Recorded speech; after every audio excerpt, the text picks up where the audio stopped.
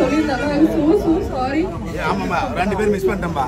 கண்டிப்பா வந்து first day of the ப்ராஜெக்ட்ல இருந்து இருக்கனால இது வந்து ரொம்ப ஸ்பெஷலான ப்ராஜெக்ட். இன்ன வரைக்கும் நான் பண்ண ப்ராஜெக்ட்ஸ் எதுலயுமே லைக் லாஸ்ட் வரைக்கும் நான் இருந்ததில்லை.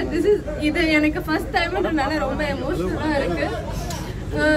ஸோ கண்டிப்பா உங்க எல்லாரும் கூடயும் ஒர்க் பண்ணது ரொம்ப ரொம்ப ரொம்ப சந்தோஷம். Thank you so much. யாரையாவது ஹர்ட் பண்ணினா ரியலி ரியலி சாரி.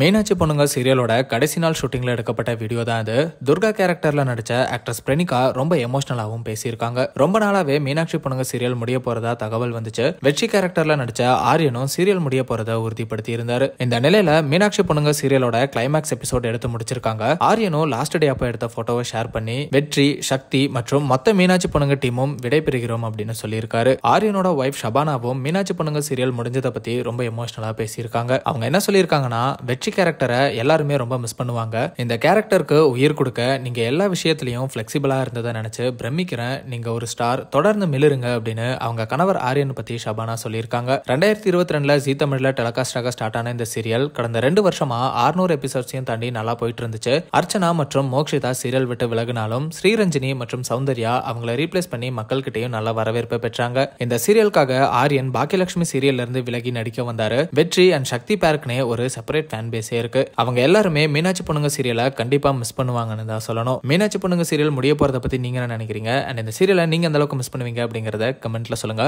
அந்த மாதிரி அப்டேட்ஸ்க்கு ட்ரெண்ட் ஆக்ஷனால சப்ஸ்கிரைப் பண்ணுங்க.